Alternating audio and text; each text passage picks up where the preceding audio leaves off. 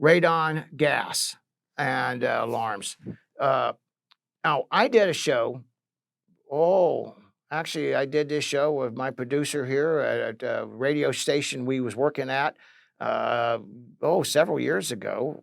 About 4 or 5 years ago. About the house, you can get it out there. You can Sherry Suma.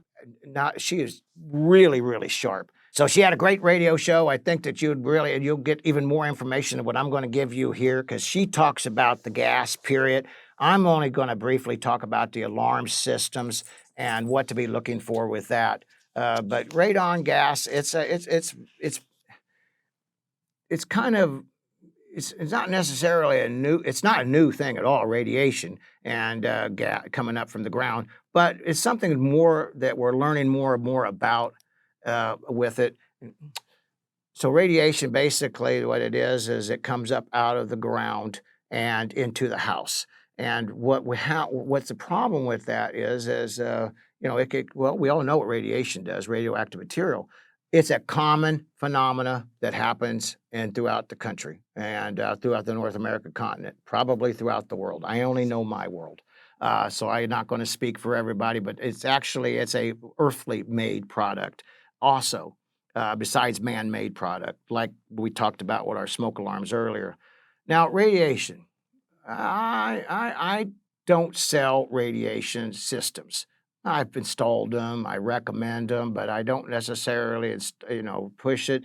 Radiation. So when you get a radon test, and what happens is that if it's been dry for a long time, my radiation levels will be lower than what it would be as if it rains for a lot. So during the springtime, when we get heavier rains, your radiation levels will be higher than normal than if it's been during a drought of the heat of the summer.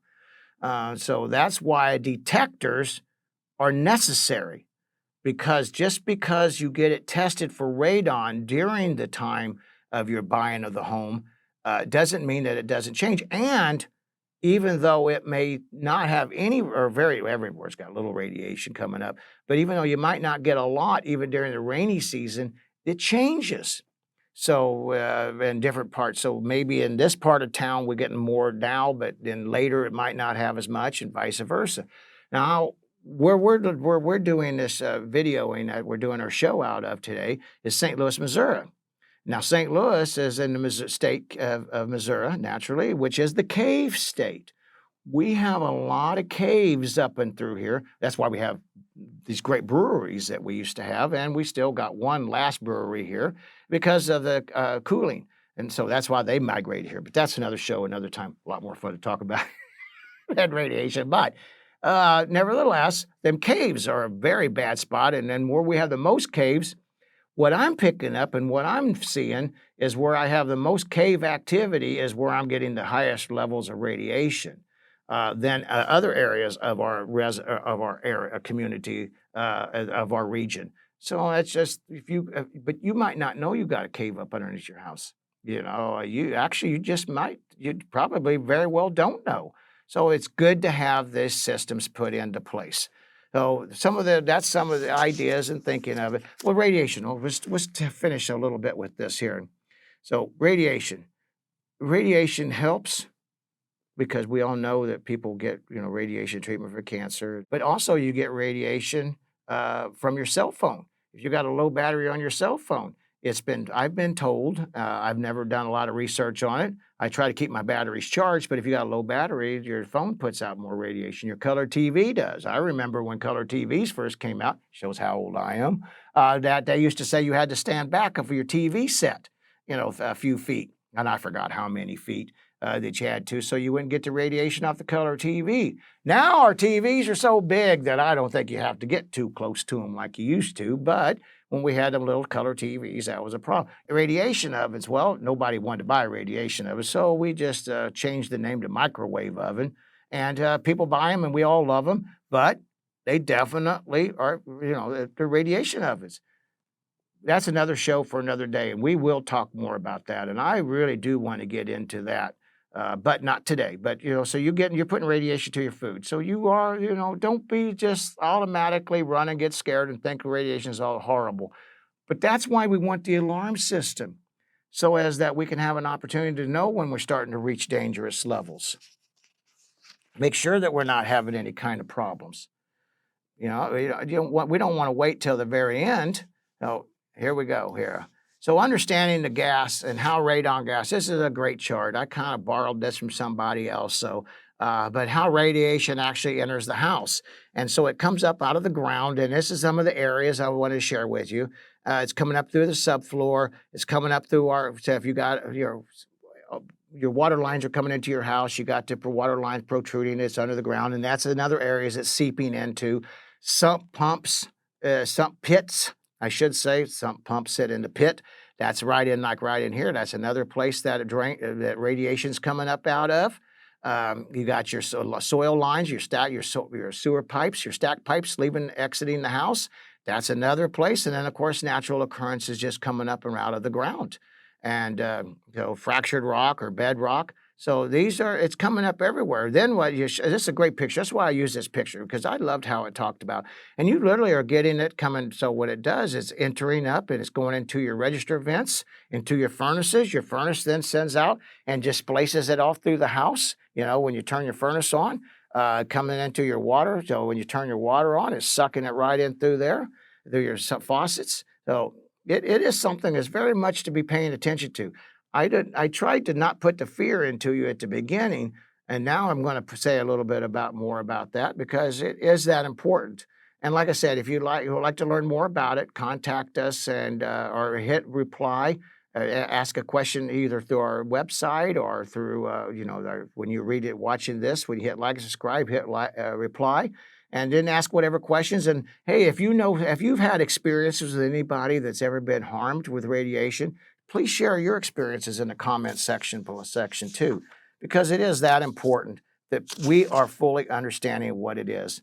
Now, what is radon gas? Well, it's kind of like carbon monoxide. So isn't that amazing? All this stuff we don't even know floating around, and it's right there living with us. But it's colorless, it's odorless, it's tasteless.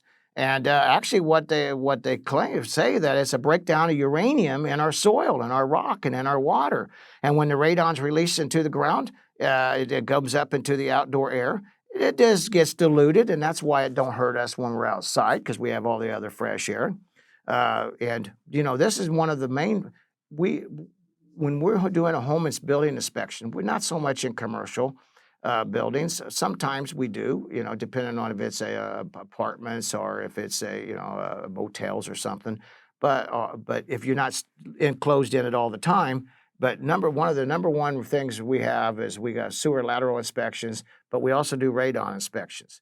And so, they do cost a little extra, but as long as you're aware that you do need to get the test, you do need to know where you're sitting, whether you got to get a system or not for cleaning it, remediation. And you just now, just because I got a low number here doesn't mean that you shouldn't have an alarm system for it, because maybe you caught it at a time of the year that you're not having the same amount of problem. But as like Sherry was talking about, we're having over 21,000, maybe more than that now, 21,000 deaths from lung cancer every year from radiation. Now, you do your own research and document these numbers, because I didn't go deeper into it, and we'll do that on other shows, because that's what the construction consumer advocacy is about, for education. But it's to fully understand where it's coming from, how it's coming through. We talked about how it comes in through the cracks and crevices of the basement, and it is coming up out of the ground. And there's several different systems out there for checking it. But, you've got to make sure for long-term health protection that you do take care of this. And all of these alarms that we've talked about, talk about that. Well, let's talk about here. There's some of the two different types. Now, this is not an alarm system. This is just the radon systems. You might have one of these in your house. And this is a active system. And see what this is right here. This is actually a blower motor. And we'll start over here. Let's move over to the right. So this is a passive system, because actually the active system is a combination. So they this is how we used to build. This is how we used to do them for years before we actually had this this active system. And you just take a PVC pipe, you stick it down into the ground and to a little suction pit, And what you're doing is you put it down to below your foundation. I like to see it below the footing. You put it right through the basement floor, go down below your footing, which is approximately a foot, 2 foot, 3 foot, depending on what part of the country you're in. And just then what happens is just the radiation will come in. But what's drawing that is it's the chimney effect. And so it just because it's being drawn up, it's kind of like the straw kind of a thing. And okay, so that's exactly how it works in a passive system. Passive systems are fabulous because there's nothing that could ever break down in them. But if you have super high radiation levels in your home, then I highly recommend you get the active system. And like I said, this what this is. Now, forget this here. This is a 90% high efficiency furnace. That's their new chimney pipes. That has nothing to do with this. It just happens to be in the picture. But anyway, so I have this, and it's this little electric motor, and it's plugged right in here to a weatherproof box, and you could hear it humming out there. And if you don't hear it humming, you go outside, you could put your hand on it, you could feel it, or you could just watch it or hear it physically. But that are the two different systems that we use, and both of them are efficient. We used them both for years, but now let's talk about the different types of alarms, right? With the different types of alarms, we have the types that's hooked into the computer again. That you also can get your it so as that you can also have it connected to your phone. What if you're out of town again and you maybe or you got or maybe whatever's happening and you are not something's happening in your home and you get these higher levels, or it just gives you an alert. I think they're just fabulous, but not all of everything is like that. Then you got the wall mount systems, and the wall mount system what can be also hooked into your phone, or you could just have it so as that you just walk by and you just periodically look at it and see what the levels are. Then we have the passive system. And what I got over here, this is the passive system right here that we're talking about. But this is kind of the breakdown of what it actually means and what's inside of it and going on. Now, this fancy stuff, that's only for the construction nerds out there, but the passive systems work fabulous too. And I highly recommend that any of these systems you should put something like this in your house. Learning is the key to success. Thanks, folks, and God bless you all.